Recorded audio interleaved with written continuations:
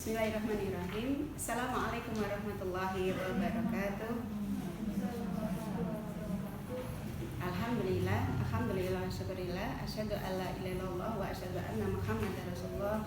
Allahumma sholli ala Muhammad wa ala ali Muhammad. Amma ba'd.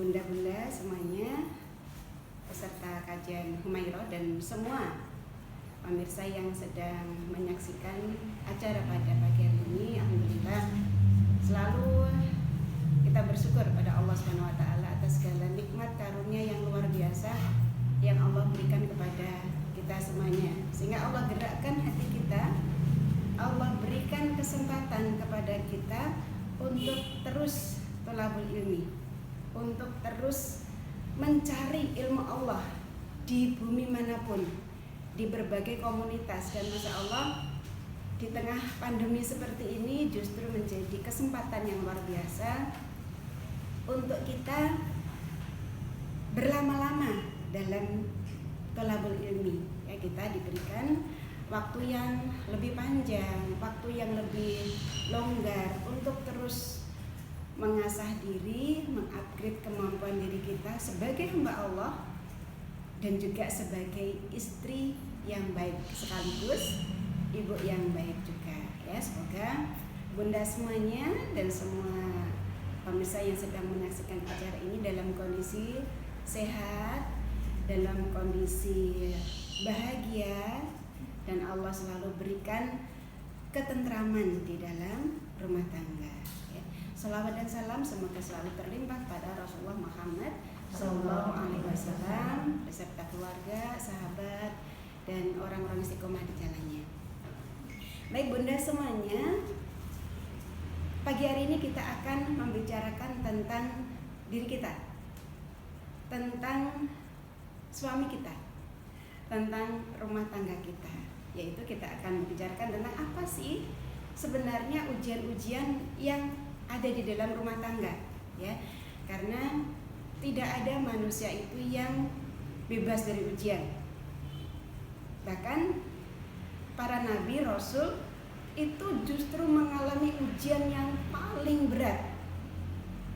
Di antara sekian banyak nabi dan rasul ada 5 nabi yang benar-benar ujiannya itu tertinggi, yaitu para ulul azmi, ujian yang lebih dibandingkan dengan yang lain.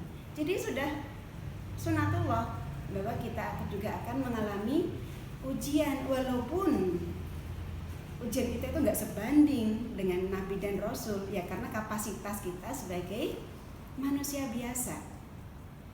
Jadi ini satu hal yang lumrah, satu hal yang biasa, bahwa setiap rumah tangga itu pasti akan mengalami ujian. Nah, ada satu pepatah orang Jawa gitu ya yang mengatakan wong kuwi wong sinawang gitu ya. Kadang kita melihat tetangga itu lebih bahagia, kita melihat orang lain itu lebih nyaman, lebih sukses. Wang sinawang, rumput tetangga selalu lebih hijau, padahal kan ada yang kuning juga ya. Enggak tentu seperti itu. Nah, ada pepatah Jawa mengatakan seperti itu. Ada peribahasa juga yang bahasa Indonesia yang menyatakan seperti itu. Artinya memang pandangan kita sangat terbatas. Kita tidak bisa melihat rumah tangga orang lain itu sampai masuk ke dalamnya. Apa yang terjadi kalau suami istri ini berada di meja makan, kita nggak tahu. Bahkan apa yang terjadi ketika suami istri ini berada di kamar, sama sekali kita tidak tahu. Kita tahunya ya ketika bertemu di luar ruangan, ketika di pertemuan, ketika berolahraga dan sebagainya. Terbatas sekali penglihatan kita terhadap orang lain. Dan yakinlah ketika kita melihat, wah kayaknya dia sukses banget ya, wah kayaknya itu kok nggak pernah bertengkar ya, kayaknya itu nggak pernah punya masalah. Selama dia itu masih bernama manusia, bukan malaikat ya, dia pasti mengalami masalah yang bisa jadi bisa jadi masalah beliau itu jauh lebih besar daripada masalah kita. Kok bisa begitu? Iya, sebenarnya beliau mengalami rumit, yang melibatkan keluarga besar, yang melibatkan kasus hukum. Tapi ternyata dalam kehidupan keseharian beliau tetap ceria, tetap tersenyum, tetap optimis. Jadi nggak kelihatan kalau sebenarnya beliau itu sedang bermasalah. Tapi ada juga gitu ya yang kita melihat teman kita, aduh, dari wajahnya aja kok udah suntuk gitu ya, kok nggak ada ceria-cerianya, nggak ada senyum-senyumnya. Kita kira ini ada masalah berat apa gitu. Ternyata cuman masalahnya tadi suaminya lupa nyium dia ketika dia mau pergi. Masalahnya cuma lupa aja. Biasanya kalau dia mau pergi cium dulu sama suami, suami kelupaan, udah itu udah kayak dunia mau runtuh. Baper gitu. Kan orang nggak tahu gitu. Yang kita tahu itu hanya sekilas saja apa yang terjadi pada penglihatan kita. Jadi kita sama aja sebenarnya ya Bun ya. Bukan kemudian wah itu kelihatannya kok di media sosial, apalagi kalau kita udah bicara media sosial ya. Kalau kita itu ngelihat teman kita di media sosial, apa pernah sih kita melihat orang bertengkar itu diabadikan? Enggak kan? Mesti yang ditampilkan di media sosial itu mesti yang bahagia gitu ya, yang sedang tersenyum, yang sedang eye catching, yang sedang pokoknya nanti kalau perlu diedit kayak gitu, aduh jerawat kelihatan, diedit dulu. Tapi insya Allah bukan kita seperti itu. Kita insya Allah apa adanya ya. Ya itulah, penglihatan kita terbatas. Artinya ini sebagai tugas kita untuk terus belajar. Tidak ada batas waktu untuk belajar, siapapun itu, bahkan Hatta pun beliau itu sudah sekali berpejabat, sudah sekali berustad, sudah sekali berulama. Tidak ada kata untuk wah aku kan sudah kaya ilmu, berarti itu na'udzubillah ya, sudah ada kesombongan di dalam dirinya. Karena ini sudah sunnatullah, belajarlah hingga ke Cina. Bahkan kita dianjurkan untuk belajar itu sampai ke luar negeri gitu. Ini satu pengibaratan, namanya belajar gak cuman melulu yang ada di sekitar kita. Ilmu Allah itu luas sekali. Ada kauniyah, ada kauliyah, ada yang tersurat, ada yang tersirat. Ini semuanya merupakan ilmu Allah yang kita itu harus peka. Misalnya ada permasalahan di saudara kita misalnya ya. Ketika saudara kita itu mengalami masalah, itu ilmu. Allah kasih tahu kepada kita, "Hai Bun, nih saudaramu sedang ada masalah, kamu belajarlah dari beliau agar kita tidak mengalami masalah yang sama." Atau ketika kita mengalami masalah yang sama, ayo gimana solusinya? Setiap kejadian yang ada di muka bumi ini ilmu untuk kita pelajari, untuk kita ambil hikmahnya. Agar apa? Semakin hari ilmu kita semakin bertambah, semakin hari kita akan semakin peka. Bagaimana sih cara menyelesaikan masalah? Oh, kalau orang itu seperti itu nanti akibatnya begini, kalau dia begini nanti akibatnya begitu. Ini sungguh satu ilmu yang luar biasa ya, yang kita bisa ambil dari semuanya saja, termasuk bagaimana kita mengambil hikmah dari permasalahan-permasalahan orang untuk rumah tangga kita. Nah, kita mengingat kembali Bun, ketika Bunda dulu menikah ya, ada yang sudah menikah di atas 25 tahun di sini kayaknya belum ada ya. Selama pernikahan itu ya nggak ada rumah tangga itu mulus tanpa masalah gitu. Jangankan 25 tahun, mungkin pengantin baru yang baru berapa yang pengantin baru ya mungkin baru seumur jagung gitu ya, baru 1 tahun masih benar-benar pengantin baru, itu juga pasti tidak lepas dari masalah, karena itu sudah sunnatullah. Jadi kemudian bukan terus kita belajar itu hanya sekedar dicatat, sekedar dijadikan sebagai tambahan lembaran-lembaran catatan di HP kita, tidak. Tapi sebagai hikmah, apa sih yang harus kita lakukan? Oh, pengantin baru kok sudah ada permasalahan seperti ini ya. Oh, itu sudah anniversary yang ke-25 gitu ya, sudah pernikahan perak, tapi kok rumah tangganya adem ayem ya. Kenapa ya? Nah, kita belajar bersama.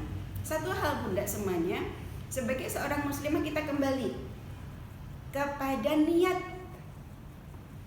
niat kita ketika menikah. Nah, kalau saya tanya gitu, Bunda dulu ketika menikah itu niatnya apa sih? Kalau sekarang mungkin niatnya, oh nikah itu untuk ibadah, oh iya gitu kan, niatnya untuk ibadah gitu. Tapi mungkin ketika awal dulu mau menikah itu nikahnya, lakukan cinta sama dia, gitu. Nikahnya itu dalam rangka untuk mengikat dia itu jadi milikku, sah, nggak boleh orang lain itu untuk merebut dia. Niatannya untuk memiliki dia. Atau mungkin ada bunda yang, loh aku kan dijodohin sama orang tua, ya udah niatku untuk birrul walidain gitu ya. Nikahku ya dalam rangka untuk taat, soalnya ini udah teman lama ya, dalam rangka menjalin silaturahmi, ya udah aku manut aja sama orang tua, dinikahin. Oke, setiap orang itu ketika melangkah ke pernikahan itu niatnya beda-beda. Tapi sekarang ayo kita kembali kepada Islam, kembali kepada perintah Rasul. Sebenarnya nikah itu apa sih niatnya? Ya tentu saja ibadah. Yuk kita luruskan kembali. Kita nikah ini untuk ibadah. Ibadah yang bagaimana? Ibadah yang sangat besar, yang sangat lama, yang benar-benar luar biasa. Berbeda dengan ibadah yang lainnya. Ini spesifik ya. Nah, kita bandingkan dengan ibadah yang lain, Bun. Misalnya kita sholat persiapan dari wudhu sampai selesai mungkin 5 menit, 10 menit selesai. Kita baca Quran ya, 1 juz sekitar 45 menit, 1 jam selesai. Kita saum dari terbit fajar sampai matahari terbenam, selesai. Tapi pernikahan kapan selesainya? Sampai nafas sudah tidak ada. Sejak akad nikah terjadi ya, yang mungkin sudah 25 tahun sampai sekarang 25 tahun itu menikah, itu selama 25 tahun itu ibadah 25 tahun, Masya Allah, luar biasa. Yang baru 5 tahun yang ibadahnya 5 tahun. Ya masing-masing kita, selama kita menikah, maka selama itu pula sebenarnya kita sedang beribadah. Cuman kadang-kadang masalahnya karena saking lamanya lupa kalau kita itu sebenarnya sedang beribadah. Lah ini beda dengan ibadah yang lainnya. Kalau sholat gitu ya, apa yang menjadi godaan lupa itu? Kadang sholat terus pikirannya entah kemana, ya Allah tadi udah berapa rakaat gitu. Nah, kita bisa sujud sahwi untuk bisa minta ampun kepada Allah. Kalau kita baca Quran lupa, astagfirullah ini bacaannya gimana, tapi kayaknya enggak ini ya. Kalau baca Quran insya Allah sudah lancar, cuman makhrajnya kurang benar dan sebagainya, kita bisa revisi gitu. Nah, bagaimana dengan kesalahan yang terjadi dalam rumah tangga? Oh, ini beda. Kalau kita itu ibadah yang lainnya, kita itu sendiri. Kita tilawah ya kita baca Quran sendiri. Kalau kita sholat ya kita takbir sendiri, rukuk sendiri. Ya, kita saum ya kita makan sendiri, buka sendiri. Itu ibadah individual. Tapi menikah itu bukan ibadah individual. Nggak bisa menikah itu seorang diri, namanya bukan menikah ya. Namanya menikah itu 2 orang ini ibadah bersama-sama. Dan ini Allah sudah memberikan tuntunan bagaimana toh caranya kalau ibadah itu dilakukan bersama-sama. Apa ibadah yang dilakukan berjamaah, Bun? Sholat, ya. Sholat itu kan ibadah yang dilakukan secara berjamaah, 2 orang, ada imam, ada makmum. Nah, tata caranya bagaimana? Imam jadi panutan, makmum yang ngikut. Udah, sesimpel itu. Yang kemudian kita bawa ini ke dalam pernikahan. Nah, di dalam pernikahan pun ada imam, ada makmum. Siapa imamnya? Suami kita. Siapa makmumnya? Kita dan anak-anak kita. Apakah kalau ketika sholat, ya, ketika sholat si imamnya ini sudah ruku, padahal kita itu bacaan surat kita itu masih panjang. Jadi kalau surat disirkan gitu ya, misalnya surat zuhur gitu, suami kita bacanya Anas, kita bacanya Al-Baqarah gitu. Lah, suami sudah ruku, apakah kita bisa protes? Weh, aku belum selesai, weh. Nggak bisa, harus ikut suami. Walaupun ya Allah, aku tuh pengen khusyuk, aku tuh pengen dapat pahala banyak, pengen bacaan Quranku lebih lama, tapi suami bacanya Anas. Ya udah, kita ngikut aja. Jangan mentang-mentang, loh aku kan bacaan Quranku lebih bagus. Nggak bisa. Tugasnya suami itu diikuti. Tugasnya perempuan, istri, mengikuti. Ada aturannya. Ini hikmah yang simple yang kita bisa ambil dari bagaimana sih kalau beribadah ini dilakukan 2 orang. Ada pemimpin, ada yang dipimpin. Ar-rijalu qawwamuna 'alan nisa, laki-laki itu yang memimpin perempuan. Nah, ini sudah menjadi sunatullah yang harus dilaksanakan, bahwa di dalam rumah tangga ini ada yang mimpin, ada yang dipimpin. Coba kita evaluasi, Bun. Adakah di dalam rumah tangga yang mimpin itu perempuan, yang dominan perempuan, yang ngatur-ngatur perempuan, yang cari nafkah perempuan, ada enggak? Banyak. Banyak, nggak cuman ada.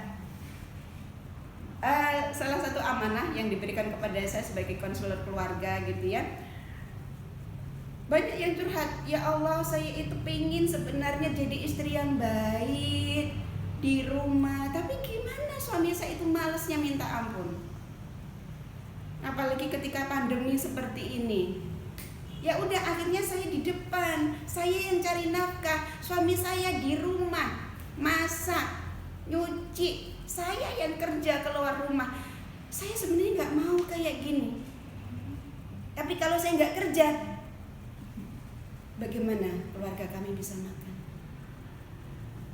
Ada juga yang menyampaikan, saya itu sebenarnya pengen menempatkan suami saya itu di depan sebagai kawam, tapi semua buyar gara-gara kalau ada masalah udah mama aja, ada arisan mama aja, ada masalah mama udahlah selesaikan itu, mama ambil alih, papa manut.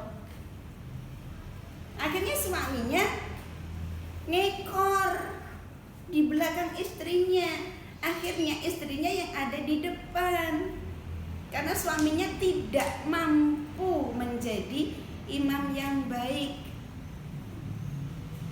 Nah ini kan permasalahan ya Bun ya, permasalahan.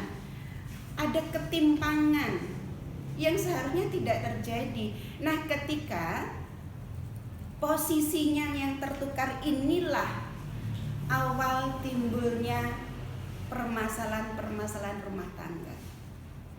Ya. Hak dan kewajibannya tidak terpenuhi, itu awal ujian di dalam rumah tangga. Jadi tertukar perannya.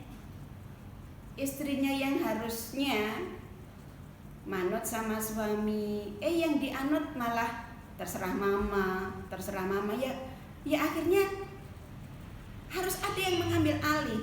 Nah ini posisi yang tidak normal seperti ini.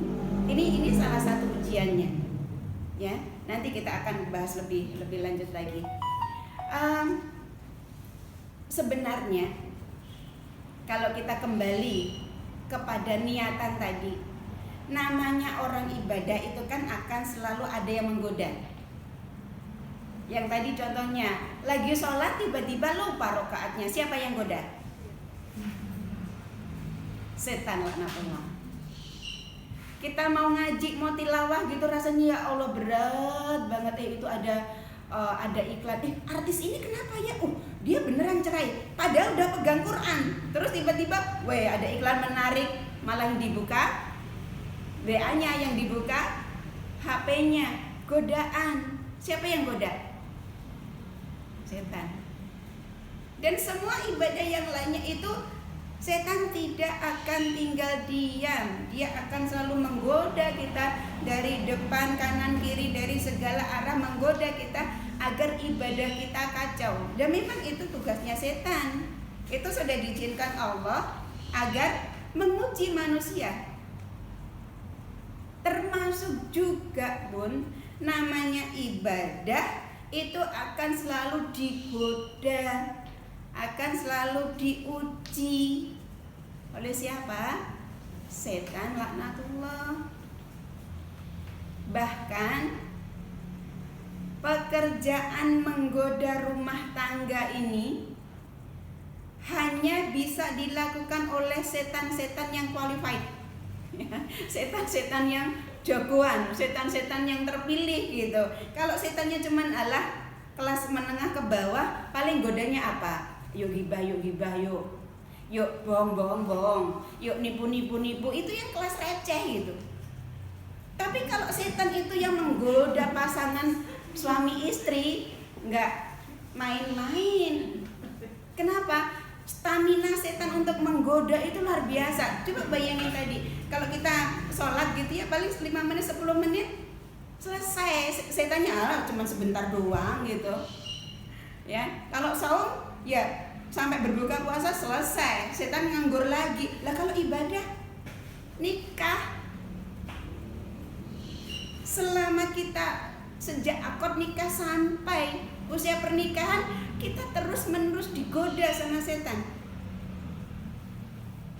Jadi betapa setan itu juga istiqomah ya. Istiqomah dalam hal menggoda. Dan itu telatennya luar biasa loh Bun. Jangan kalah telaten sama setan ya. Setan aja telaten gitu. Dan apa yang menjadi goal, tujuan utama dari setan ketika menggoda pernikahan? Apa Bun? Perceraian. Itu goalnya setan. Itu tujuan utama setan, memisahkan dua orang yang ketika akad nikah ini benar-benar bergetar. Karena ini misalkan golido, ikatan yang benar-benar kuat. Saking sakralnya, saking kuatnya ars bergetar. Jadi betapa dahsyatnya kekuatan ini. Sampai kok demikian dahsyat, demikian kuat, kok bisa dipisah, bisa bercerai. Itu prestasi yang luar biasa bagi setan. Karena apa? Dia itu untuk bisa membuat pasangan suami istri bercerai itu udah usahanya puluhan tahun. Ya, nggak cuma sehari 2 hari, itu puluhan tahun usahanya. Itu dibikin istrinya cemas, dibikin cemburu, dibikin patah hati, dibikin marah, yang akhirnya pertengkaran demi pertengkaran. Suaminya merasa, aduh ini mama udah nggak bener ini. Istrinya juga begitu, ini ayah kok suami kayak gitu, aku udah nggak cocok sama ayah, udah kita memang nggak cocok, udah selesai. Jadi indikasi Bun, indikasi kalau kita itu sedang marahan sama suami, ada pasangan suami istri yang bertengkar, itu indikasi setan sedang bersorak. Yes, ya, dia, wah usahaku berhasil, ayo terus gitu. Dia akan terus menghembus-hembuskan gitu, karena merasa apa? Usahaku sudah berhasil, sebentar lagi, ayo terus, ayo cemburu terus, ayo kamu berselisih terus, ayo kamu marah terus. Agar apa? Sampai nanti terjadi mama pergi dari rumah ini. Itu sudah langsung, dia mengharapkan, aku nanti akan lapor kepada Raja Iblis yang ada di tengah lautan. Aku akan melaporkan kejayaanku, melaporkan powerku. Aku nanti akan disanjung-sanjung sebagai setan yang paling hebat. Karena itu prestasi setan yang luar biasa. Kalau kemudian benar-benar terjadi perceraian, dia akan bangga melaporkan ke iblis laknatullah yang ada di tengah laut, melaporkan, wahai iblis, hari ini aku berhasil memisahkan dua orang yang saling mencintai, yang saling berikrar setia, saling menyayangi, berhasil aku pisahkan. Wah, itu langsung pada standing applause itu. Wah, keren, hebat. Sana yang akan berteriak kegirangan, kita yang nangis. Kita udah jadi korban dari godaan setan laknatullah. Kita ikut larut ke dalam godaannya, kita ikut saja. Cemburu dipelihara, marah dipelihara, putus asa dipelihara. Namanya juga memelihara hal yang negatif. Kalau itu semakin dipupuk, ya semakin besar setan yang bergembira. Nah, ini pentingnya untuk kita kembali kepada Allah. Sebenarnya kita itu sedang beribadah, dan kalau ada permasalahan rumah tangga, kita itu sedang digoda oleh setan. Jadi jangan sampai kemudian ini ayah yang bikin masalah, ini ibu mertua yang bikin masalah. Bukan. Itu hanya sebagai wasilah setan yang sudah menghembus-hembuskan, sehingga sebenarnya suaminya nggak bermasalah, tapi sininya yang nggak kuat. Suamiku nggak pernah perhatian sama aku, mertuaku selalu merecoki rumah tanggaku. Ini yang nggak kuat, yang akhirnya karena ini dipelihara terus, tidak mencari solusi, tidak sadar bahwa astagfirullah ya Allah, aku sedang digoda oleh setan. Ya Allah, ini ujianku, aku harus tabah, aku harus sabar. Kalau kembali kepada Allah, setan yang gede putus asa. Tapi kalau kita memelihara permasalahan itu, setan akan bergembira. Nah, ada 3 hal, Bun, yang menjadi jalan setan sebagai cara untuk menggoda kita dengan ujian-ujian di dalam rumah tangga. Ya, yang pertama ujian fisik. Ujian fisik ini berupa sakit, berupa hal-hal yang menyedihkan dari sisi fisik kita, misalnya kecelakaan atau sakit sampai di rumah sakit. Ini ujian. Sabar nggak diuji dengan hal-hal yang seperti itu? Atau dia menyalahkan orang lain. Ayah ini nggak pernah olahraga, makanya sakit-sakitan. Cari kambing putih. Itu kambing putih ya. Atau misalnya terjadi kecelakaan, marah-marah gitu. Itu pengendara ugal-ugalan, nggak hati-hati, marah-marah. Dia tertidak, kemudian ya Allah, ini ujian. Kalau orang itu tidak segera kembali kepada Allah, yang ada itu hanya emosi ketika mendapatkan ujian. Nah, yang kedua, ujian berupa harta. Apalagi masa pandemi seperti ini ya Bun ya, Masya Allah, banyak sekali saudara-saudara kita yang mengalami kekurangan ya, yang kemudian jatuh gitu ya. Ya nggak panjenengan nggak sendirian, ya banyak saudara kita yang juga mengalami hal yang sama. Ini ujian ya Bun ya, ini ujian. Nah, ketika setan itu memberi ujian, dia tidak akan bisa menguji kecuali atas izin Allah Subhanahu wa taala. Bisa apa sih setan? Nggak bisa, kekuatannya itu sangat-sangat lemah. Dia bisa menggoda manusia kecuali atas izin Allah Subhanahu wa taala. Kenapa ada pandemi? Itu juga atas izin Allah Subhanahu wa taala. Namanya virus. Itu ciptaan Allah apa ciptaan setan? Ciptaan Allah. Dikasih ujian ini juga atas Allah yang menghendaki. Setan itu yang cari jalannya, yang memutuskan oke, ini menjadi ujian rumah tangga ibu ini menjadi ujian rumah tangga mamah yang ini. La yukallifullahu nafsan illa wus'aha. Itu yang menjadi pedoman kita.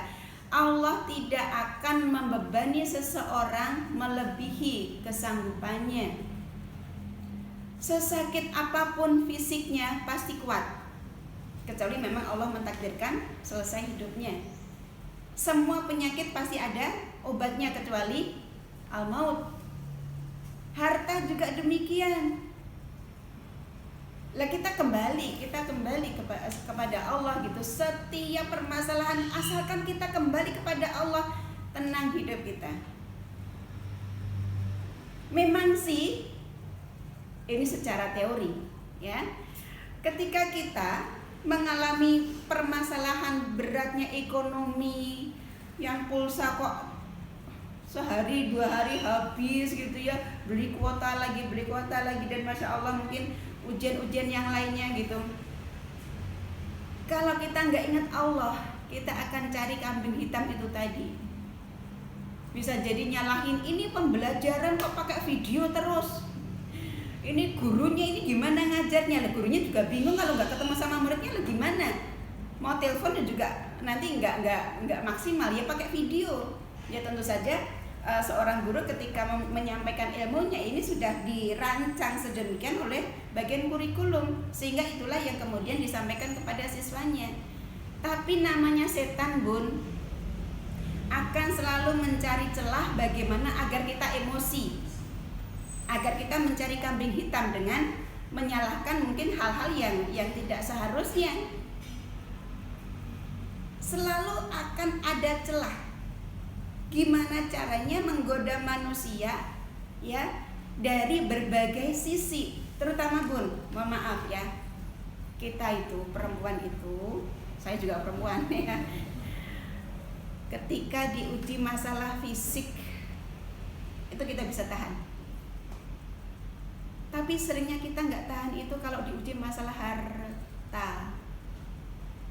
Ya kita perempuan ini kan banyak mengedepankan perasaan kita gitu ya.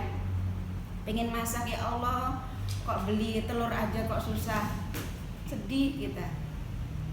Pengen beliin anak pakaian kok nggak ada uang, sedih kita. Ya, kita kadang-kadang tidak kuat ketika diuji masalah harta, sehingga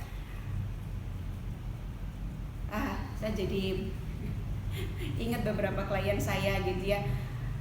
Banyak permasalahan harta ini yang kemudian menjadi permasalahan yang luar biasa di dalam rumah tangga, yang akhirnya memutuskan untuk aku cukup sampai di sini, karena nggak kuat dengan ujian harta. Dia yang seharusnya di rumah, dia yang akhirnya mencari nafkah. Dan apalagi gitu ya, semoga mungkin salah satu yang sedang menonton acara ini ya, mohon izin untuk saya sampaikan sedikit sekelumit dari kisah panjenengan untuk saya jadikan sebagai hikmah. Ada seorang ibu, suaminya dulu secara ekonomi berada. Kemudian ya namanya orang sedang pegang uang, terlena, makan sembarangan, olahraga tidak teratur, dan karena pegang uang banyak, main perempuan, selingkuh. Nah ternyata si pelakornya ini cuma ngincer hartanya, dibelikan rumah, dibelikan kendaraan. Akhirnya suatu saat Allah menguji si suami ini, usahanya bangkrut. Ya, usahanya bangkrut. Dan apa yang dilakukan oleh istri kedua? Minta cerai. Karena tidak ada lagi yang bisa diharapkan dari suaminya, harta sudah tidak ada. Dalam kondisi bangkrut, istri kedua minta cerai, suaminya stroke. Dalam kondisi tidak bisa apa-apa seperti ini, dia kembali kepada istri pertamanya. Dan apa yang dilakukan oleh istri pertamanya? Masya Allah, saya kok menemukan seperti Bunda, panjenengan itu hatinya terbuat dari emas. Karena apa? Beliau suamiku, beliau ayah dari anak-anakku. Mungkin saya tersakiti, tapi anak-anak saya jangan sampai menjadi yatim gara-gara gak punya ayah. Itu suami yang sudah dalam kondisi sakit, gak punya penghasilan, dipelihara sama istri pertamanya dengan penuh ketelatenan. Itu Masya Allah, luar biasa, luar biasa.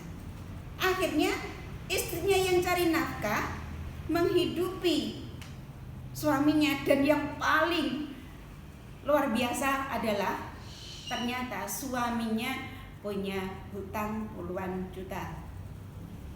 Siapa yang bayar? Istrinya. Kayak malaikat gitu ya. Kayak malaikat. Jadi sudah disakiti, udah gak diberi nafkah lahir. Kalau batin kadang-kadang gitu ya. Kemudian sudah gak bisa berfungsi, dia kembali seperti itu kepada istri pertamanya. Dan ini kan Masya Allah, orang bilang lagi sampah gua baik gitu. Siapa yang mau menerima? Saudara-saudaranya juga gak mau ada yang menerima. Lah, udah sakit-sakitan, itu cuma ngabisin uang.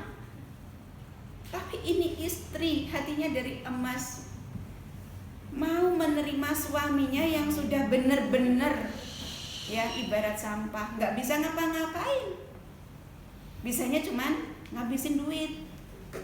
Ya, lah ini Bunda, Masya Allah, ini perempuan yang tahu, sadar bahwa ya Allah ini ujian darimu ya Allah. Suamiku juga pasti nggak mau menderita stroke kayak gini, pasti nggak mau. Suamiku juga pasti nggak mau kalau usahanya bangkrut kayak gini, juga nggak mau. Terus istri keduanya minta cerai, pasti juga nggak mau. Ini ujian untuk suamiku, dan ini juga ujian untukku. Maka ya Allah, gantilah semua penderitaanku dengan Engkau ampuni dosa-dosaku, dan Engkau ganti dengan pahala. Ini perempuan berhati emas. Yang nggak semua perempuan bisa kayak gitu.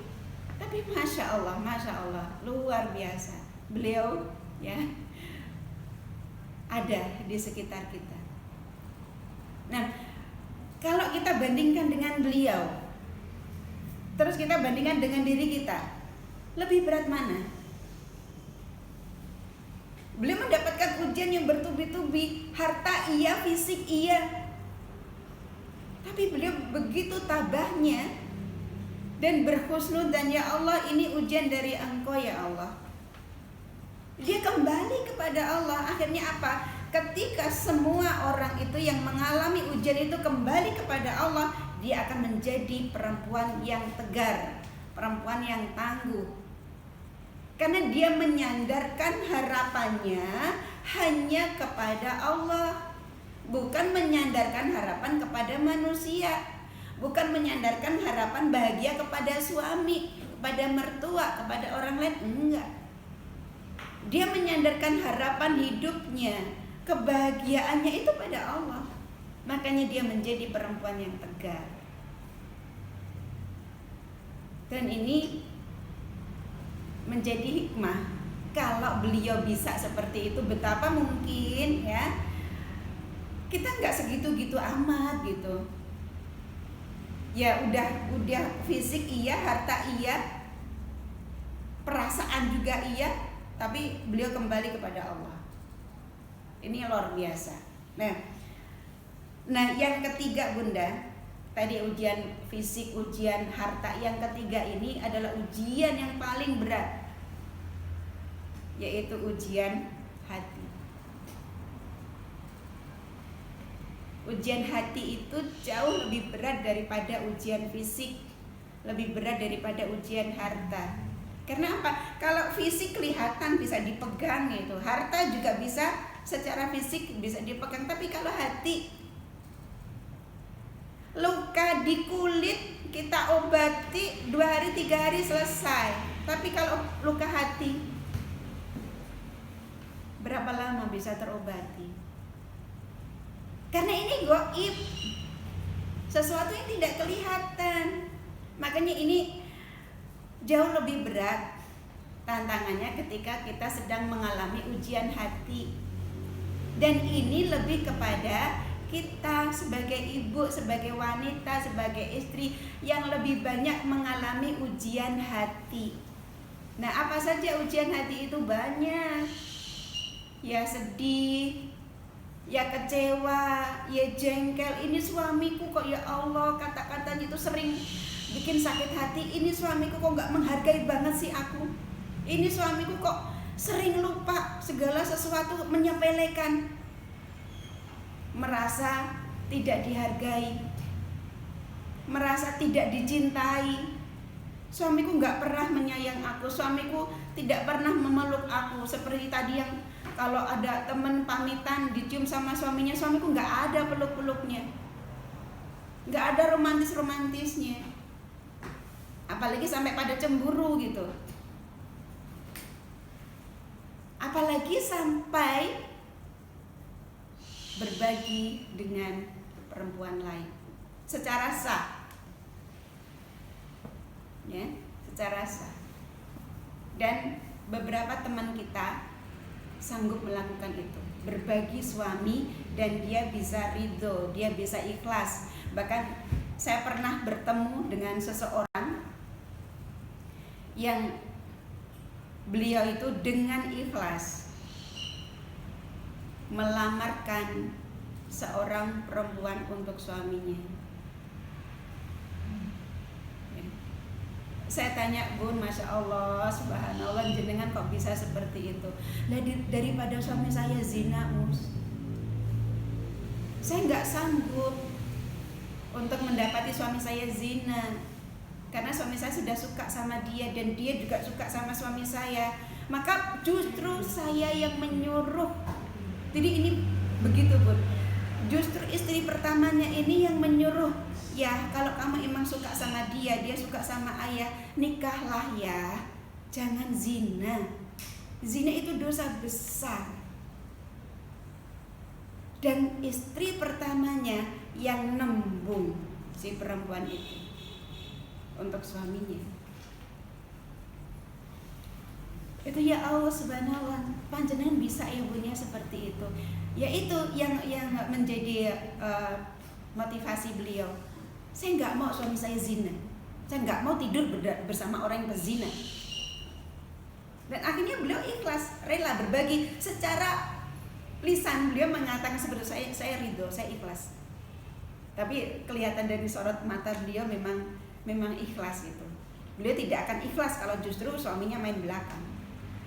Itu kan Masya Allah, 1001 mungkin ya orang yang diuji dengan kecemburuan, tapi malah justru dia kembali kepada Allah. Ya Allah, ini gak benar, suamiku suka sama perempuan lain. Kalau aku nutupi atau bahkan menghalangi suamiku, atau bahkan saya itu memisahkan paksa dan sebagainya, yang berakibat justru mereka berselingkuh, mereka berzina, saya dosa. Kembali kepada Allah, boleh nggak sih poligami? Oh ternyata boleh, ya udah solusinya itu, ya nikah. semua permasalahan ketika kita kembali kepada Allah beres. Ngomong gampang Bun. Ngomong gampang, yang ngelakuin itu berdarah-darah gitu ya. Masya Allah, itu berderai air mata karena yuk nggak ada lah yang manusia, yang perempuan yang kemudian dengan ya kau nikah aja dengan tersenyum, nggak ada. Itu pasti dengan wah berderai berapa hari berapa malam itu luar biasa sampai tercetus dari lisan beliau, ayah nikah aja. Ya, ini luar biasa.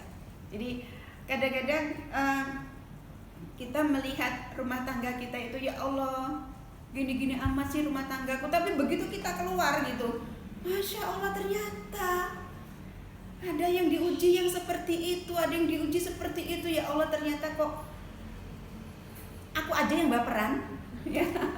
Sebenarnya ini masalah kecil, cuman aku aja yang baperan gitu, yang menganggap masalah kecil itu menjadi masalah yang besar. Karena sebenarnya Bun, setiap orang itu kan ya sama, semuanya kita itu mengalami 3 hal itu tadi. Ya ujian fisik, ujian harta, ujian hati, sama kita semuanya. Kenapa kok bisa beda-beda? Hasil akhirnya itu karena manajemen hati. Semuanya tergantung kembali kepada manajemen hati. Kalau semua permasalahan kita kembalikan pada Allah, kita punya manajemen hati yang stabil, punya kedekatan hati yang luar biasa dengan Allah Subhanahu wa taala, semua permasalahan jadi kecil.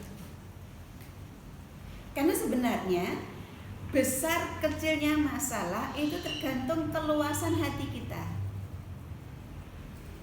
Kalau permasalahannya itu kecil, yang tadi di awal misalnya ya, suaminya kelupaan mencium gitu ya, hatinya lagi sempit, akhirnya permasalahan kecil dibikin gede, terus nggak mau masak, aku nggak mau masak, tadi aku nggak dicium. Nah padahal itu kan kecil tapi digede-gedein gitu, yang rugi dia sendiri. Tapi kalau hatinya luas, hatinya lapang, yaitu tadi permasalahan yang sangat besar, suaminya akan menikah lagi, tapi karena hatinya luas, hatinya besar, dia akan menganggap, Mas, aku ridho engkau nikah lagi daripada engkau berzina. Hatinya lebih luas daripada permasalahan, sehingga tenang. Ini Bun, kita belajar ya dari beliau-beliau yang luar biasa seperti itu. Menghadapi masalah ini ketika kita kembali kepada Allah itu luar biasa. Nah, ada beberapa Bunda hal-hal yang perlu kita lakukan untuk memelihara rumah tangga kita agar permasalahan 3 hal tadi tidak semakin gede. Karena kan itu tadi ya, dari manajemen hati kita, dari cara menyikapi permasalahan itu ya, dan manajemen rumah tangga kita, sehingga walaupun ada masalah jalan terus. Cara menyikapi masalah tadi yang pertama sudah saya sampaikan, tergantung dari keluasan hati kita. Gimana sih cara memperluas hati kita? Hati kita ada di sini ya. Di mana Bun? Di sini ya. Hati kita ada di sini gitu. Hati kita ya segini ya. Ini secara maknawi kita memperluas hati kita, melapangkan dada kita. Caranya dengan mencari ilmu, dengan menambah ilmu, dengan tolabul ilmi ya, seperti kajian Humairah seperti ini gitu ya. Yang begitu kita melihat, Masya Allah, ternyata banyak perempuan di luar sana itu yang ujiannya luar biasa, kita jadi Masya Allah, ternyata ujianku jauh lebih kecil, jauh lebih sederhana, akunya aja yang baperan gitu ya. Kita akan lebih longgar hatinya. Ternyata suamiku jauh lebih baik dari laki-laki yang lain. Ini dengan melapangkan hati.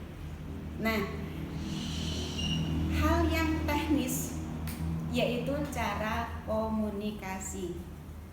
Banyak sekali permasalahan di dalam rumah tangga itu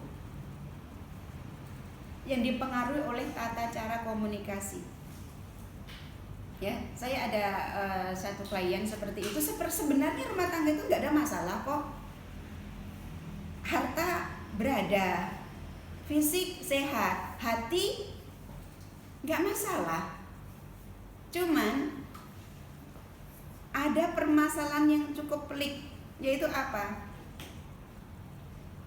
Suaminya ini sangat pendiam. Katanya kayak gong, ya, rati duduk ramuni gitu. Diam gitu ya. Jadi si istri ini bingung gimana, semua permasalahan saya yang menangani, suami saya semuanya terserah. Kalau ditanya juga terserah mama gitu. Dia benar-benar ya seperti gong itu tadi, kalau nggak digerakkan ayolah iya, itu nggak gerak gitu, pendiam sekali. Akhirnya si istri ini merasa hambar rumah tangga saya, nggak ada romantisnya, nggak ada senyum-senyumnya. Pulang dari tempat kerja ketemu dengan suami, melayani makan minum, udah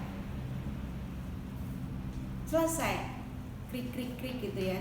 Dalam rumah tangga itu, ya Allah, ini kok malah yang nyala itu malah suara jangkrik. Suaminya ini kalau nggak diajak bicara ya diam. Kalau ada masalah diam, dipendam.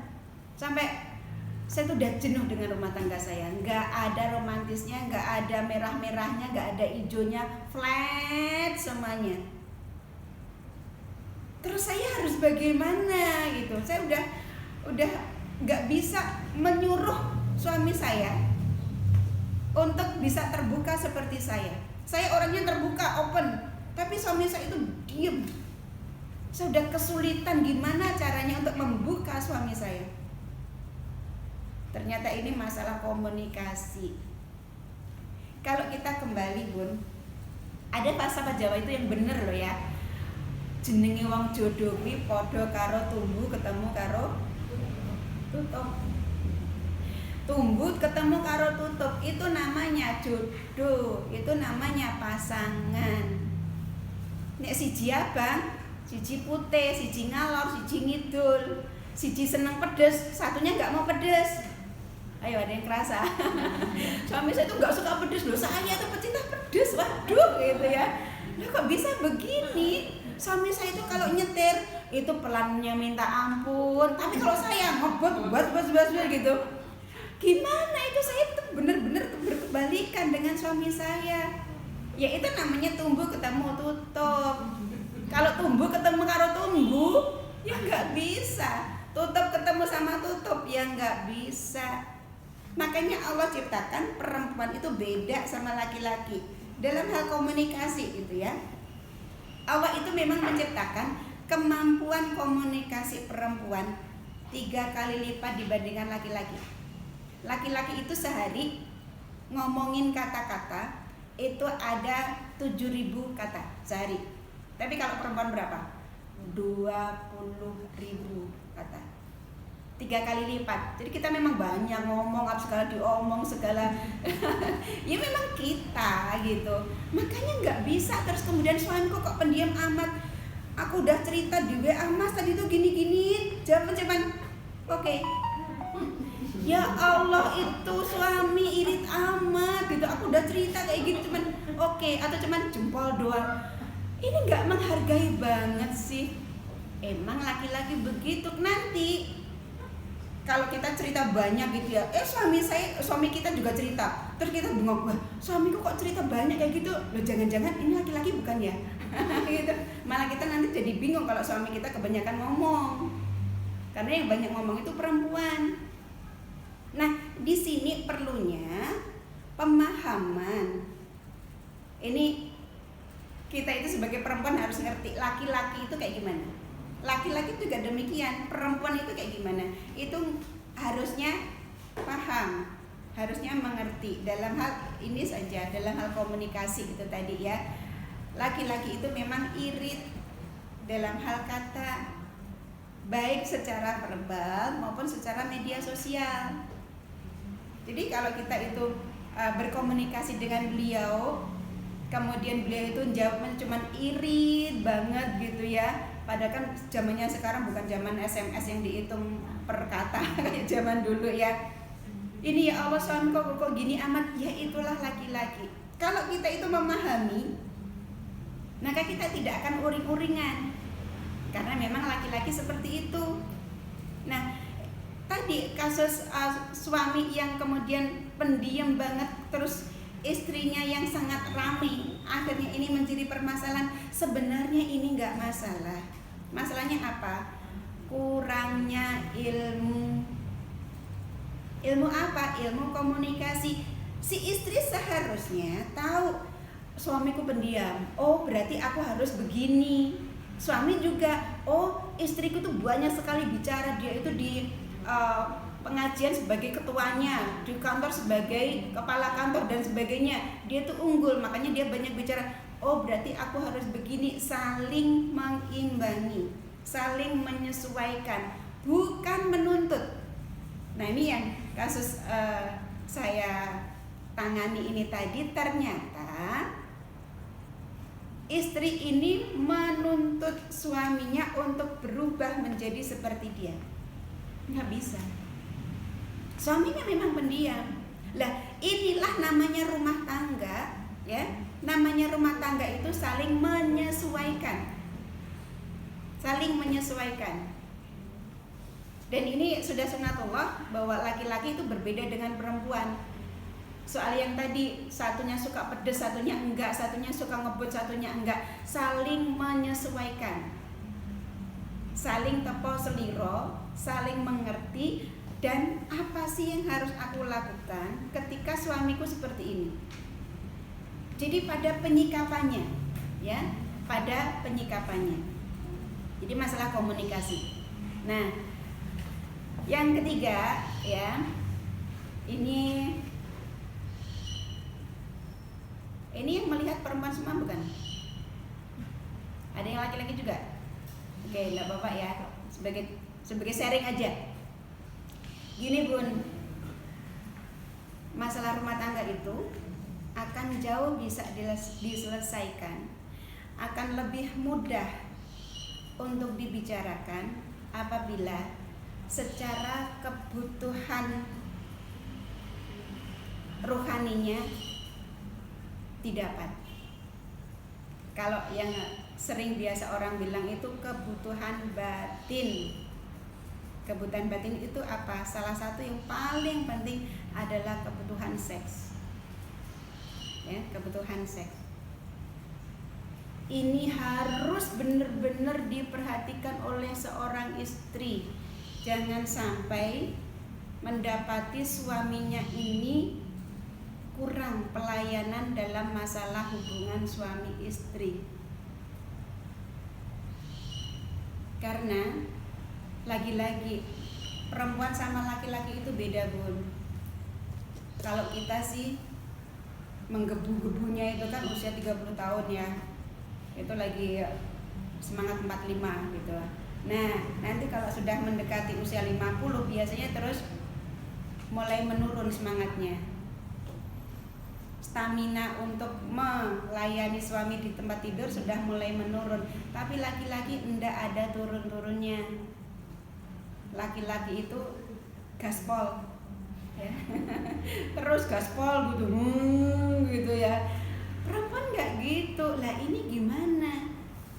Si perempuannya sudah mulai menopause, sudah mulai ada penurunan, lah suaminya masih gaspol. Lah inilah yang harus kita perhatikan. Kalau bunda-bunda Humaira ini kan masih kinyis-kinyis semuanya ya, masih gaspol semuanya, insya Allah nggak masalah. Ini yang harus kita perhatikan ya, benar-benar penuhi kebutuhan hubungan suami istri. Saya pernah menulis sebuah buku sex education gitu ya, untuk laki-laki, untuk suami dan istri. Di situ saya sampaikan begini, kepuasan di dalam hubungan seks itu sudah memberikan kepuasan 50% dalam rumah tangga. kontribusinya besar sekali. Sampai-sampai kita dilarang untuk menolak ajakan suami. Bahkan sampai-sampai ketika kita lagi masak pun, apa yang dilakukan, Bun? Lanjutin masak? Enggak. Matiin kompor, ceklek. Terberdandan, diwangi-wangi, pakai lipstik ya, rambutnya dirapiin. Penuhi suami. Itu kita lagi tanggung banget loh ya. Namanya masak kan tanggung banget. Goreng tempe baru dimasukin, di kode mama gitu. Aduh, ada kode, matiin. Itu sampai segitunya. Karena apa? Laki-laki itu setiap hari memproduksi sperma. Beda dengan kita. Kalau kita kan sebulan sekali ya, sel telur kita itu matang. Tapi kalau laki-laki setiap hari produksi sperma. Dan itu harus dikeluarkan. Kalau nggak dikeluarkan pusing itu suami, uring-uringan, cepat emosi, labil. Itu sudah sunatullahnya seperti itu.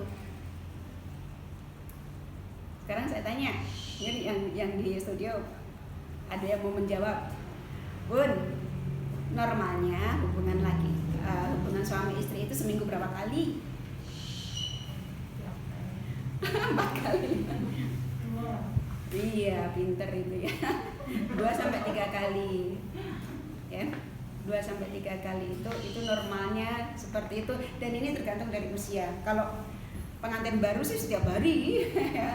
Tapi kalau sudah mungkin 50 ke atas, 60 gitu ya, mungkin 2 kali gitu. Tapi mungkin yang bunda-bunda Humairah ini bisa 3-4 kali gitu, yang masih kinyis-kinyis seperti itu. Itu secara normal seperti itu.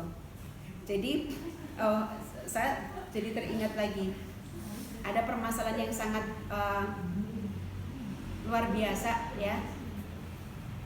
Seorang istri datang ke saya, konsultasi mau minta cerai ya. Beliau merasa sebenarnya nggak ada masalah yang besar. Dia merasa saya udah nggak cocok, tidak bisa menghargai suaminya karena berbagai alasan. Satu hal yang saya catat, gini Bun, setiap ada permasalahan antar suami istri, selalu saya tanyakan gimana hubungan seksnya, apakah masih baik, apakah masih normal. Nah ternyata jawaban beliau, ya saya jatah. Wah, dijatah gitu. Iya, dijatah. Berapa? 2 minggu sekali. Astagfirullahaladzim, saya langsung istighfar gitu. Ya mana tahan suami kalau dijatah 2 minggu sekali. Loh saya kan capek, saya ini kerja bla bla bla. Itu kesalahan fatal. Masya Allah, sangat fatal. Karena itu kebutuhan fitrah laki-laki. Sama dengan kebutuhan makan. Kalau makan itu seharusnya sehari 3 kali, kalau dijatah cuma sekali, apa yang terjadi? Lapar. Kalau lapar apa yang terjadi? Ya mesti gampang emosi, ya gampang tersinggung, marah-marah, labil. Nah itu juga yang terjadi pada suami. Jadi Bunda, sampai kemudian ya kita diperingatkan oleh sebuah hadis, apabila suami minta maka jangan ditolak. Kalau suami menolak sampai marah, maka kita akan berat loh ya, dilandang sampai pagi gitu. Ya Allah, naudzubillah, jangan sampai terjadi ya. Apakah mutlak? Tergantung komunikasi. Kembali kepada komunikasi.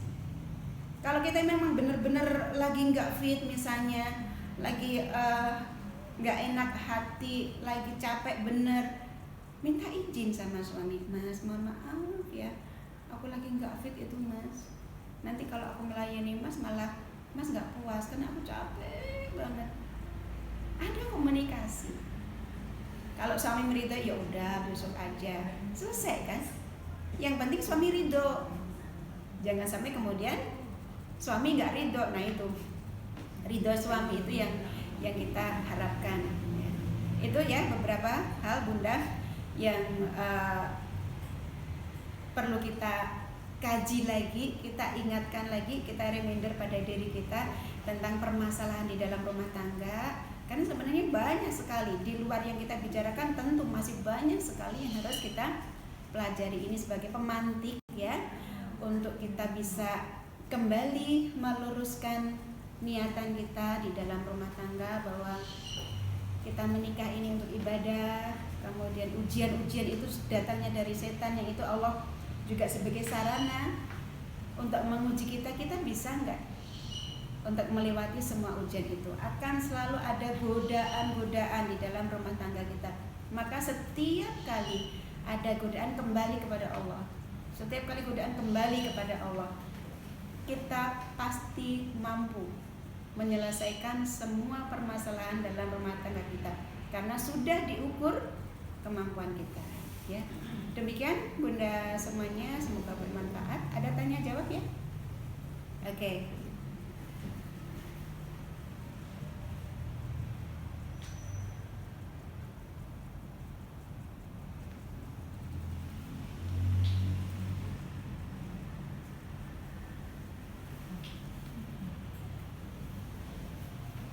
Saya bacakan pertanyaan pertama. Ustazah, apakah istri mau hijrah tetapi suaminya belum mau hijrah, apakah harus menunggu suami berhijrah? Tidak. Soal ibadah itu soal masing-masing. Nanti kehidupan kita di akhirat, kita kembali mengingatkan, Masya Allah ya, pelajaran yang Rasulullah berikan kepada kita ketika kita itu di akhirat kelak di padang mahsyar ya, ketika kita dibangkitkan di padang mahsyar dalam kondisi telanjang, kita benar-benar hanya memikirkan diri kita sendiri. Bahkan ketika suami kita kebetulan ada di dekat kita, kita tidak akan peduli sedikit pun pada suami. Bahkan anak kita di samping kita nggak akan peduli bahwa oh itu anakku, di antara miliaran manusia kok kita ketemu anak, kita nggak akan peduli. Karena yang kita pikirkan hanya bagaimana nasibku di hadapan Allah. Ini kondisi yang sangat luar biasa. Masing-masing orang akan lupa pasangannya, akan lupa anaknya, karena dia hanya memikirkan dirinya sendiri. Bagaimana kehidupan setelah di padang mahsyar. Jadi ketika mau berhijrah, bersegeralah, jangan menunggu, karena kita tidak tahu usia kita sampai seberapa. Dengan banyaknya komunitas, banyaknya media ya, bahkan dengan di rumah pun kita bisa nyetel YouTube, nyetel kajian-kajian, Masya Allah ya. Ini sebagai sarana untuk kita mendapatkan ilmu. Begitu mendapatkan ilmu, ayo praktekkan. Dapatkan ilmu, ayo praktekkan secepat mungkin. Jangan menunggu siapapun, termasuk menunggu suami. Karena hidayah itu hak prerogatif Allah SWT. Kita bahkan Rasulullah pun tidak diberi hak untuk mendapatkan hidayah. Hidayah itu hanya Allah. Maka ketika kita sudah merasa mendapatkan hidayah, maka bersegera sambut hidayah itu, berhijrah, semakin mendekat kepada Allah, semakin taat kepada Allah, dan berkumpul dengan orang-orang yang sholihah ya. Kemudian wah ini cukup panjang. Oke. Cerita Bun, saya bacakan. Fakta yang dialami adalah tentang poligami dan posisi sebagai istri kedua, menikah secara sah hukum agama dengan wali dan saksi. Namun suami belum berani terbuka dengan istri pertama dan keluarga. Suami keturunan Arab dan istri keduanya keturunan Jawa. Suami kedua ridho dan ikhlas berbagi suami dan berkenan untuk baik-baik saja. Suami belum berani terbuka karena belum dianggap mampu oleh keluarga besarnya untuk berpoligami. Namun sebenarnya suami sudah berusaha mampu dan paham ilmunya karena beliau seorang ustadz. Istri kedua seorang profesional dalam bekerja sehingga membutuhkan legalitas. Namun dalam kondisi ini belum bisa dipenuhi oleh suami dengan alasan tersebut, dengan alasan belum berani terbuka, namun sudah bertanggung jawab lahir batin. Apakah solusi dari ustadzah untuk menjaga rumah tangga ini supaya sakinah mawaddah warahmah? Karena memang jujur hati wanita ini sangat sensitif. tambahan, istri pertama belum tahu kalau suaminya nikah lagi, karena suaminya belum terbuka dengan istri pertama. Dan istri pertama jika diminta izin belum bisa menerima. Pertanyaannya, benarkah dosa atau kesalahan istri dan anak-anaknya kelak ditanggung oleh suami?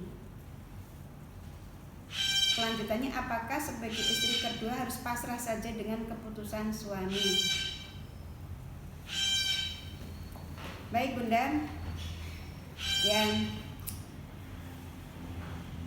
ada korelasinya dengan tadi yang saya sampaikan ya. Nah ternyata ini ada kasus di mana suami sudah menikah lagi yang kedua tapi belum terbuka, padahal istri kedua memerlukan legalitas sebagai seorang profesional. Maka yang bertanggung jawab terhadap semua permasalahan yang terjadi adalah suami. Kalau suami sudah berani nikah lagi, maka harus berani bertanggung jawab dengan semua resiko yang dihadapi. Kalau nggak mau menerima resiko, maaf, itu laki-laki pengecut. Kan cuma nyimpen doang, tapi nggak segera diumumkan. Berarti Bunda yang harus segera bicara baik-baik ya. Ayo segera terbuka dengan istri pertama, terbuka dengan keluarga besar. Resiko apapun ayo kita hadapi bersama. Namanya sudah menikah, resiko ya ditanggung berdua. Jangan sembunyi terus, capek loh sembunyi terus. Sampai kapan? Apalagi nanti ada anak-anak.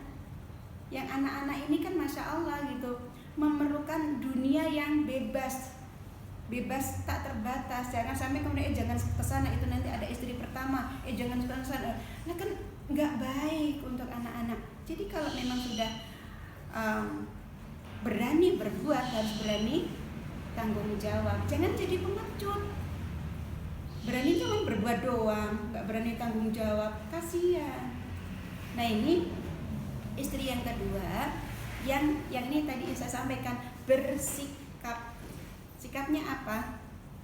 Yakinkan suami, Mas, ayo kita hadapi bersama. Resiko apapun hadapi bersama. Karena kalau tidak bersegera, semakin lama, semakin dipendam, maka ini juga akan semakin kayak bom waktu. Ya nanti kalau misalnya yang ngasih tahu istri pertama ini justru orang lain, wah itu malah meledaknya lebih gede loh. Istri pertama merasa terdolimi, merasa dikhianati, merasa dibohongi. Ini resikonya jauh lebih besar. Dan ini gak bisa ditutupi berlama-lama. Jadi sebelum hal itu terjadi, dorong suami, Mas ayo, aku bantu Mas. Aku siap berada di posisi Mas untuk menyampaikan ke istri pertama, untuk berhadapan dengan keluarga besar. Gentle gitu loh sebagai laki-laki, ya. Resiko hadapi. Karena kadang-kadang Bun, kadang-kadang loh ya, kita itu takut pada apa-apa yang belum terjadi. Ya, kita itu membayangkan yang udah, wah nanti aku dimarahi, nanti aku dikucilkan. Ternyata apa yang terjadi? Istri pertamanya malah ahlan wa sahlan ukti, adikku, malah kita dirangkul-rangkul loh. Siapa yang ngerti ya kan? Nggak ada yang tahu gitu. Jadi jangan takut pada apa yang belum terjadi. Apa yang dilakukan kembali pada Allah, kembali pada Allah, kembali pada Allah, minta kepada Allah. Jadi justru kalau pernikahan ini dilakukan diam-diam, justru itu yang bikin masalah. Kalau mau ada masalah, der sekalian di depan, ya, meledak sekalian di depan. Habis itu selesai, baik-baik, komunikasi yang baik. Dan pesan saya, ya, untuk yang istri kedua, tolong benar-benar jaga komunikasi dengan istri pertama. maaf ya, kalau kemudian tidak dijaga komunikasi dengan istri pertama, nanti anggapan cap negatif akan datang sebagai pelakor lah, sebagai perusak rumah tangga. Kan nggak seperti itu, nggak semuanya seperti itu. Jadi agar cap itu tidak terjadi ya, maka komunikasi yang baik dengan istri pertama, minta kepada Allah agar istri pertama dilunakkan hatinya, dibukakan hatinya untuk bisa menerima istri kedua. Tidak ada yang tidak mungkin. Husnudzon, minta kepada Allah daripada berzina, ya kan? Daripada berzina ya, dan ini sudah menikah, sudah sah, ya sudah hadapi. Kasihan anak-anak kalau masih sembunyi-sembunyi seperti itu ya. Semakin lama disimpan, semakin tidak baik. Semakin cepat disampaikan, terbuka, maka akan semakin baik pula. Diyakinkan suaminya, diyakinkan, hadapi bersama, gitu ya. Kemudian pertanyaan, bagaimana kalau sudah tidak ada kenyamanan dan sudah tidak berhubungan seks selama 5 tahun, sudah punya 3 anak tapi tidak ada nafkah lahir dan batin? Bunda mungkin kaget ya dengan ada kondisi seperti ini. Nah malah yang saya temui itu nggak cuma 5 tahun nggak berhubungan, 8 tahun nggak berhubungan. Jadi anyep, nggak ada seks di dalam rumah tangga, dan ini sudah punya putra. Kenapa kok bisa? Ada saja. Saya menduga masalahnya ada pada masalah komunikasi. Ini bunda yang bertanya nggak nyaman. Ya gimana nyaman kalau tidak ada nafkah lahir batin? Tentu tidak nyaman. Semua istri ketika dalam kondisi seperti ini mesti juga tidak nyaman gitu. Solusinya bagaimana? Kembali kepada Allah. Ini ujian dari Allah. Bunda seharusnya mendapatkan hak nafkah lahir batin, tapi bunda tidak mendapatkan. Maka minta kepada Allah, ya Allah, aku sudah tidak diberi nafkah lahir batin selama 5 tahun ya Allah, maka aku ridho ya Allah, dan gantilah. Minta ganti sama Allah bun, minta ganti sama Allah. Bahkan kalau kita itu tertusuk duri pun, itu kita berhak untuk digugurkan dosa-dosa kita loh. Karena setiap penderitaan yang dialami oleh seorang muslim, maka Allah akan menggantinya berupa gugur dosa-dosanya, diampuni dosa-dosanya. Lah ini bunda sudah gak dinafkahi lahir batin 5 tahun. Betapa bunda sudah demikian menderita. Maka jangan sia-siakan, itu emas. Minta ganti kepada Allah, ya Allah, aku sudah tidak dinafkahi 5 tahun ya Allah, aku menderita ya Allah, maka gantilah ya Allah. Bunda sebutkan, bunda pengen apa, minta apa, sebutkan, minta ganti sama Allah. Jadi semakin berat penderitaan yang dialami oleh manusia, maka dia akan mendapatkan pahala semakin besar pula. Semakin banyak pula dosa-dosa yang akan diampuni. Bunda dipercaya oleh Allah untuk menerima ujian ini, ya. Dipercaya sama Allah, artinya apa? La yukallifullahu nafsan illa wus'aha. Bunda yang terpilih. Gak semua perempuan itu dipercaya Allah untuk mendapatkan penderitaan seperti ini. Bunda yang terpilih. Bunda pasti kuat, ya. Diyakinkan, kembali kepada Allah.